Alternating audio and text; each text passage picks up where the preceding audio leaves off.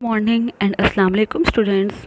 Hopefully you are safe at home and studying your topics very well. Now we are going to start our next concept. We have started chapter number 10, which was about the acids, bases and salts, and in the last lecture we have discussed about the Arrhenius concept. Arrhenius concept में हमने ये कहा था कि ऐसे substances जो aqueous medium में hydrogen देते हैं दे आर एसिड्स एंड दो substances which give hydroxyl ions in aqueous medium they are base. We have studied their examples and limitations. Now we are going to discuss next concept, which is about the Bronsted-Lowry concept. In 1923, the Danish chemist Bronsted and the English chemist Lowry independently presented their theories of acids and bases on the basis of proton transfer. ठीक है, ये दो scientist थे, इन्होंने अपनी theory दी थी on the basis of proton transfer कि ये प्रोटॉन के ट्रांसफ़र पे इन्होंने ये अपनी थ्योरी दी थी. According to this concept an acid is the substance molecule or ion that can donate a proton to another substance. A base is a substance that can accept a proton from another substance. इस concept के according ये कहा जा रहा है कि acid ऐसे substance हैं जो प्रोटॉन यानी कि हाइड्रोजन आयन देते हैं, और जबकि बेस ऐसे सब्सटेंस हैं जो एसिड से वो हाइड्रोजन आयंस लेते हैं. ठीक है, ये जो आपका हाइड्रोजन आयन नज़र आ रहा है वो कह रहा है कि ये डोनेट करते हैं प्रोटॉन को. हाईलाइट करना आप इस पॉइंट को, जबकि जो बेस हैं वो इस प्रोटॉन को एक्सेप्ट करते हैं. For example hydrochloric acid act as an acid while ammonia act as a base. Hydrochloric acid और अमोनिया है. अब यहाँ पर आपको पता है hydrogen H positive Cl negative. अब यहाँ से जो H पॉजिटिव है वो अमोनिया के साथ जाकर अटैच हो गया और इसने अमोनियम आयन बना दिया, और क्लोरीन ये एज अ क्लोरीन आयन हमारे पास निकल आई है. तो यहाँ पे ये कह रहा है कि जो हाइड्रोक्लोरिक एसिड और अमोनिया है, hydrochloric acid act as a acid because it donates a proton. इसने प्रोटॉन दिया है जबकि अमोनिया ने प्रोटॉन लिया है. तो हाइड्रोजन हाइड्रोक्लोरिक एसिड से अमोनिया की तरफ ट्रांसफ़र हुआ है. So hydrochloric acid is an acid while ammonia is a base because it accepts the proton. Similarly, when hydrochloric acid dissolved in water, hydrochloric acid act as an acid and water as a base. अब similarly यहाँ पे again hydrochloric acid है HCl plus H2O, तो hydrogen H positive Cl negative. तो यहाँ से जो transfer होगा वो वाटर की तरफ और ये कॉन्जुगेट एसिड बना देगा. ठीक है, ये H3O पॉजिटिव बना देगा और यहाँ पे ये आयन बना देगा. अब ये कॉन्जुगेट एसिड और कॉन्जुगेट बेस क्या है इनके बारे में पढ़ लेते हैं. It is a reversible reaction. As you can see that there is a double arrow headed, so this is a reversible reaction. In the forward reaction, hydrochloric acid is an acid as it donates a proton, whereas water is a base as it accepts a proton. अगर इस reaction को हम लोग forward देखते हैं तो hydrochloric acid से hydrogen निकलकर वाटर के साथ आकर अटैच हुआ था और इसने H3O बना दिया था. ठीक है, वो कह रहे हैं फॉरवर्ड रिएक्शन अगर देखा जाए तो हाइड्रोक्लोरिक एसिड ने प्रोटॉन दिया है तो इसमें ये एसिड है, जबकि वाटर ने वो प्रोटॉन लिया है, तो so water is a base. In the reverse reaction chlorine ion is a base as it accepts a proton from the hydronium ion. Chloride ion is called a conjugate base of acid hydrochloric and H3O positive ion is called a conjugate acid of base water.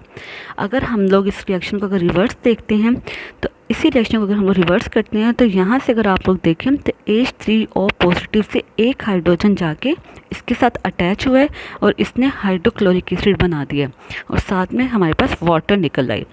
अगर हम इस reaction को reverse देखते हैं, reverse reaction में hydrogen यहाँ से remove होकर क्लोरीन के साथ आकर लग गया है और यहाँ पे इसने हाइड्रोक्लोरिक एसिड बनाया है और साथ में वाटर बनाया है. तो वो ये कह रहे हैं कि अगर रिवर्स देखा जाए तो ये हमारे पास कॉन्जुगेट एसिड है. ठीक है, क्योंकि इसने हाइड्रोजन दिया है और जो हमारे पास क्लोराइड है ये एक्ट करेगी एज अ कॉन्जुगेट बेस क्योंकि इसने प्रोटॉन लिया है.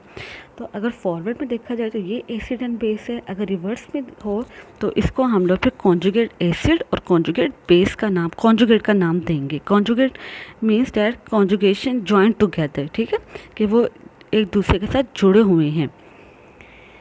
It means every acid produces a conjugate base and every acid base produces a conjugate acid, such that there is a conjugate acid base pair. Conjugate means joined together as a pair. Pair की form में, जैसे ये acid है तो इसका जो था वो conjugate acid and conjugate base. A conjugate acid is a species formed by accepting a proton by a base, ठीक है। जो conjugate acid है वो कैसे बना था, वो बेस के से हाइड्रोजन एक्सेप्ट करने के बाद बना है। ये आपके पास एसिड है और ये एसिड कैसे बना था, इस बेस ने एसिड से हाइड्रोजन को एक्सेप्ट किया था। A conjugate base is a species formed by donating a proton by an acid. Thus, conjugate acid-base pairs differ from one another only by a single proton. A conjugate acid-base pair thus differ from one another by only by a single proton. Similarly, there is another example. We have an acetic acid plus water. जब ये acidic acid water के अंदर dissolve होता है तो यहाँ से hydrogen remove होकर बेस के साथ, वाटर के साथ आकर अटैच हो जाएगा। This is called acid because it donates a proton and it will be a base. Water is a base because it accepts a proton in the forward reaction. Acetate ion and hydronium ion ये हमारे पास बन जाएंगे। लेकिन अगर हम लोग इसी reaction को रिवर्स करते हैं तो रिवर्स करेंगे तो क्या होगा, यहाँ से एक हाइड्रोजन आकर यहाँ पर लग जाएगा, ठीक है, और ये वाटर और एसिटिक एसिड बना देगा. So it is a conjugate base because इसने इससे इलेक्ट्रॉन को एक्सेप्ट किया है. According to Bronsted-Lowry concept, an acid and a base always work together to transfer a proton. That means a substance that can act as an acid proton donor only when another substance simultaneously behaves as a base proton acceptor. Hence, a substance can act as an acid as well as a base, depending upon the nature of the other substance. For example, water acts as a base when it reacts with hydrochloric acid as stated above, and as an acid when it reacts with ammonia such as water, ammonium ion और hydroxyl ion बना देगा. Such a substance that can behave as an acid as well as a base is called amphoteric. ऐसे substances जो acid और base दोनों ही behave कर रहे होते हैं उनको हम लोग amphoteric substances बोलते हैं. It has been observed that there are certain substances which behave as acids although they do not have the ability to donate a proton. ठीक है. Similarly, calcium oxide behave as a base but it cannot accept a proton. The observation proves the limitations of Bronsted-Lowry concepts of acids and bases. All Arrhenius acids are Bronsted-Lowry acids but except hydroxyl ions. Other Bronsted-Lowry bases are not Arrhenius bases.